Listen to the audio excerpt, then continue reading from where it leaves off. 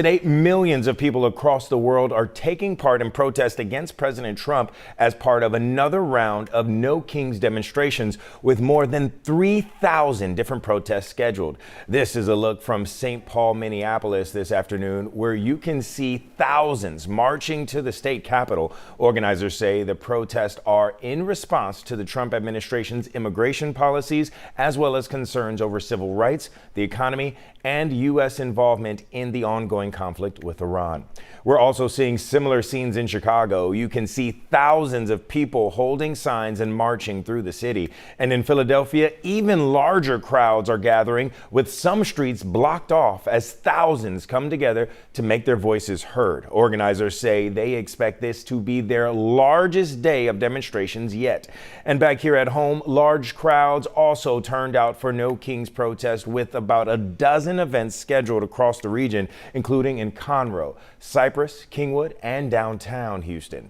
Let's get to Katira Winfrey now. She's joining us live outside City Hall. Katira, you've been there since the crowd started gathering around noon. That was obviously hours ago. What are things looking like out there right now? Hey, Trace, in the area outside of City Hall has completely cleared out all of the tables, all of the tents. But earlier today, as you mentioned, this area was packed with people holding signs and their voices, saying it was energizing to be able to stand with like-minded people, hoping to see some change in the world. Now, this was the third No Kings protest that has happened here in the city of Houston. For about 3 hours, a long list of speakers addressed the audience, talking about a range of concerns from immigration to the economy and even war. The gathering of speakers eventually turned to a march, where the crowd of people took to the streets with their banners, signs, and voices. Houston police helped with traffic control and helping guide protesters safely through the streets until they made their way back where it started, here at City Hall. People we spoke to said it's been frustrating, as every day they feel like a new issue in the world is rising, saying that the chaos that they are seeing might be by design to keep people off balance.